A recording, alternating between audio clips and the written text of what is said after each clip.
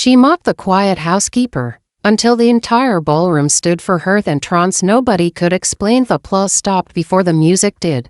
Not because the performance ended. Because every person inside the crystal hall suddenly forgot how to breathe. A pair of bronze doors opened with almost no sound. Then, someone walked in. One by one, conversations dissolved into silence. Wine glasses froze halfway to people's lips. The orchestra kept playing for 3 more seconds before even the musicians realized nobody was listening anymore. Standing beneath the chandelier was a woman almost everyone believed they knew, Emma Carter, the quiet housekeeper. The woman who vacuumed penthouses before sunrise. The woman who polished marble floors while executives discussed million-dollar contracts without ever learning her name. The woman who always smiled politely and was always invisible. Tonight, she wasn't invisible. She wore a midnight blue gown unlike anything anyone in the room had ever seen. It wasn't decorated with diamonds. It didn't need them. Its elegance came from impossible craftsmanship. Every fold seemed sculpted instead of sewn. The fabric reflected the light like a calm ocean under moonlight. Simple. Powerful. Untouchable. Near the front table, socialite Victoria Lang slowly lowered her champagne glass. "Now," she whispered. Across the room, fashion editor Leonard Price blinked twice before leaning forward. "That can't be real." Another guest frowned. "What?" Leonard swallowed. "I've seen that dress." "You have? Not in a store. Not online. Only once. Private exhibition. The designer made exactly one." A nervous laugh escaped someone nearby. "So maybe it's a copy." Leonard shook his head immediately. "No copy could reproduce that stitching. I examined it myself." His voice became quieter. "Only one person in the world was ever allowed to own that dress." Suddenly, every eye returned to Emma. Meanwhile, Victoria's heartbeat pounded inside her ears. This wasn't possible. 3 days ago. Emma had been cleaning Victoria's enormous penthouse apartment. Dusting books no one read, straightening pillows no one used, washing crystal glasses that cost more than Emma earned in 2 months. Victoria remembered exactly what happened. She had been preparing for the city's most prestigious charity gala. Her 2 closest friends were sitting nearby, laughing over expensive coffee while Emma silently folded freshly pressed evening gowns. Victoria smiled, not a kind smile, the dangerous kind. The smile people wear before embarrassing someone. "Emma," she called. Emma walked over. "Yes, ma'am." Victoria held up one glittering invitation. "I'm hosting one of the VIP tables this Saturday." Emma nodded politely. "I've seen the invitations." Victoria laughed softly. "I've decided to let you attend." Emma looked surprised. "Me, of course." Victoria spoke loudly enough for everyone nearby to hear. "I think everyone deserves to experience luxury at least once." Her friends exchanged amused glances.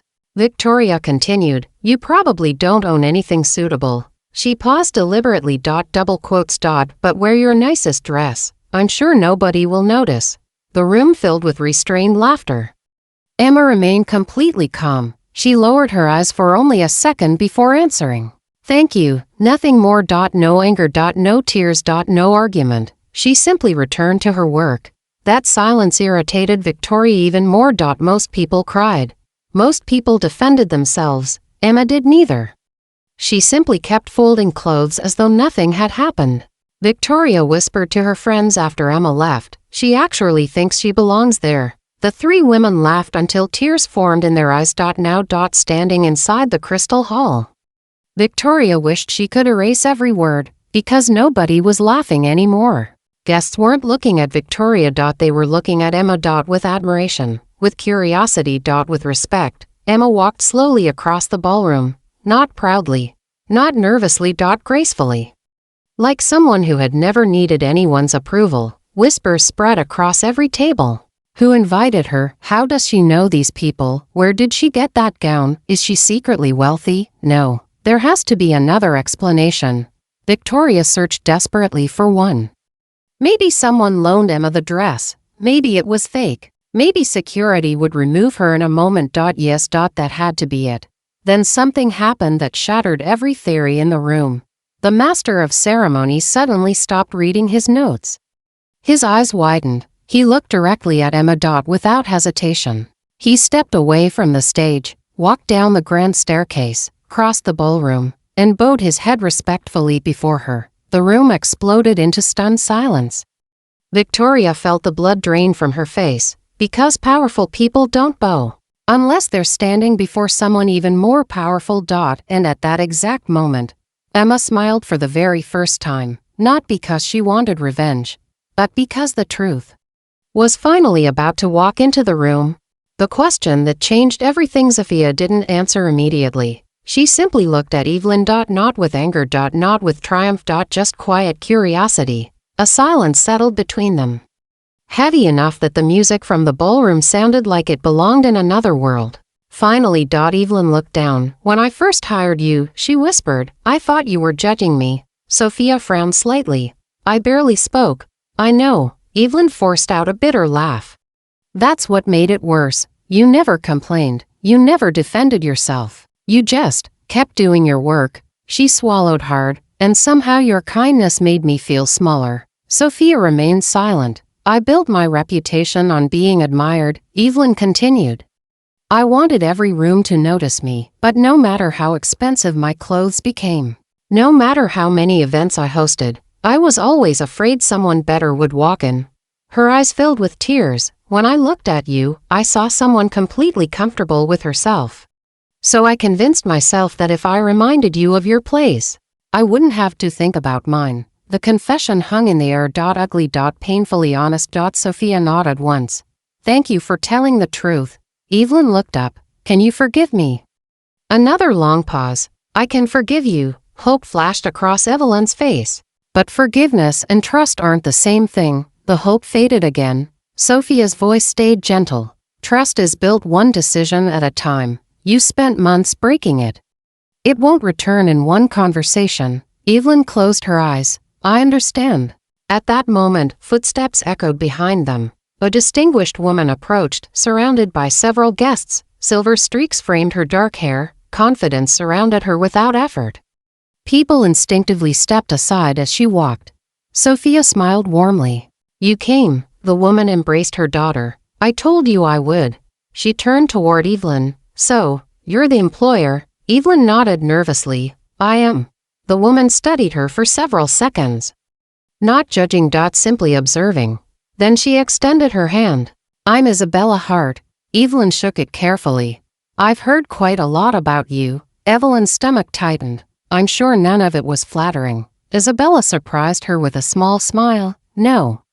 It wasn't, but tonight isn't about revenge. It's about choices. She glanced toward Sophia. My daughter spent months discovering how strangers treat people who have nothing to offer except honesty. Then her eyes returned to Evelyn. And you discovered how quickly power disappears when it's built on appearances. The words weren't cruel. They were simply true. Nearby, several business leaders watched quietly. No one interrupted. Everyone seemed to understand they were witnessing something far more valuable than another. Networking conversation. Isabella reached into her handbag and removed a simple envelope. She handed it to Sophia. Sophia opened it. Inside was a single photograph. A newly renovated community center. Children laughing outside, families gathered together. I've accepted the city's proposal. Isabella said, we're funding every youth arts program in the district. Sophia looked surprised. You already signed. I wanted to wait until you finished your journey. She smiled proudly. You wanted to know who you were without our family's name? And now, you do. Sophia stared at the photograph. For months she had cleaned homes larger than schools. She had polished trophies she never cared about. She had listened while wealthy people measured worth by titles, invitations, and jewelry. Yet none of those experiences stayed with her as strongly as the people she met outside those mansions. The exhausted single father who tipped her with homemade cookies because he couldn't afford more. The elderly widow who always insisted they share tea before she left. The apartment manager who quietly repaired tenants' furniture without charging them. Those people had taught her something no luxury ever could. Character reveals itself most clearly when nobody important is watching. She folded the photograph carefully. I know what I want to build now. Isabella smiled. I was hoping you'd say that. Across the ballroom, cameras continued flashing. Reporters wanted interviews, executives wanted meetings, influencers wanted photographs. Sophia politely declined every request. Instead, she walked back toward the stage. The master of ceremonies noticed her immediately. "Would you like to say a few words?" She hesitated, then nodded. The microphone felt surprisingly light. She looked across hundreds of faces, some curious, some embarrassed, some inspired. "When I accepted a housekeeping job 7 months ago, I thought I was giving up comfort." She smiled softly. "I was actually receiving an education." The room grew perfectly still. "I met people who believed kindness had no value. I also met people whose kindness changed my life without ever knowing my last name." She paused. "We spend so much time asking, who has money, who has influence, who belongs here, but maybe we've been asking the wrong question." She looked around the ballroom. "The better question is, who are you when nobody thinks you're important?" Silence, complete silence. Then, one person stood, then another. Then another. Within seconds, the entire ballroom rose to its feet. Not because of the dress, not because of the famous family, not because of wealth. They stood for the woman who had proven that dignity cannot be bought, and humility never goes out of style. As the applause echoed through the hall, Evelyn quietly wiped away a tear. For the first time in years, she wasn't thinking about how people saw her. She was thinking about the person she still had time to become. And sometimes, that is where every real success story truly begins. The legacy no one could take away. The following morning, the apartment echoed. Not because it was empty. Because every memory inside it had already packed itself away. Sophia sealed the final cardboard box with a strip of tape and looked around the small apartment that had been home for nearly a year. The faded curtains, the scratched kitchen table, the tiny window that overlooked a busy street. Nothing about the place was luxurious, yet it had become the most valuable home she had ever lived in. She arrived carrying a famous surname. She left carrying something much greater. Certainty. A soft knock interrupted the silence. When she opened the door, she found Evelyn standing there. No expensive handbag. No designer heels. No audience.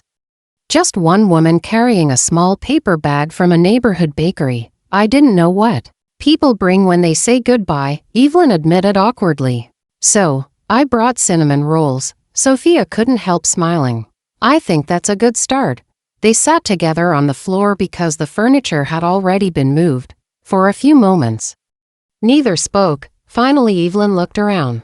"I always imagined your life was simple." Sophia laughed quietly. "It wasn't simple. It was honest." Evelyn nodded slowly. "I've been trying." Sophia looked at her. "Trying what?" "Seeing people. Actually seeing them." She stared at the paper cup in her hands. "I learned the names of everyone who works in my office. I know who drinks tea, who has children, who takes the bus." I realized I'd spent years expecting people to know everything about me, while never bothering to know anything about them. Sophia listened without interrupting. Evelyn smiled sadly. "It's amazing how lonely success becomes when you only notice people above you." For the first time, Sophia believed the change was real. Not because Evelyn said the right words, because humility had replaced performance. As they walked outside, the moving truck pulled away. Sophia climbed into a waiting car. Before closing the door, she looked back. "Thank you," Evelyn blinked. "For what?" "For reminding me why I started this journey." The car disappeared into morning traffic. Months passed. The fashion world waited for Sophia's first independent collection. Rumors spread everywhere. Some expected another luxury line. Others predicted extravagant couture. Nobody guessed the truth. The collection debuted inside an old train station restored into an exhibition hall. There were no velvet ropes separating celebrities from ordinary guests. No VIP section. No exclusive entrance. Every seat was identical. In the front row sat nurses. Custodians. Delivery drivers. Teachers. Construction workers. People whose hands built cities but whose names rarely appeared in headlines. As the lights dimmed, a narrator spoke. "This collection is dedicated to those who are noticed only when something goes wrong." The first model stepped onto the runway. Every design carried a small stitched label inside, not a brand, a sentence, worth is never determined by applause. Another read, respect should never depend on status. Another, every uniform hides a human story. The audience grew quieter with every look. By the final walk. Many were wiping away tears. After the applause ended, Sophia stepped onto the runway. Instead of speaking about fabrics or fashion, she told one story. She spoke about a janitor who secretly paid for a student's textbooks, a cafeteria worker who saved leftovers so no child would go hungry, a hotel cleaner who worked 2 jobs so her daughter could become a doctor. None of them became extraordinary because someone recognized them, Sophia said. They were extraordinary long before anyone noticed. The room stood in silence. Then came the applause. Not loud, not explosive. Steady. Sincere. The kind of applause that lasts because people are thinking instead of celebrating. Several weeks later. An envelope arrived at Sophia's studio. There was no return address. Inside was a handwritten letter. I used to believe success meant entering rooms where important people knew my name. Now I hope to enter rooms where people feel respected after I've left. Thank you for teaching me the difference, Evelyn. Sophia folded the letter carefully. She didn't frame it. She didn't share it online. She simply placed it inside the drawer where she kept reminders of why she created.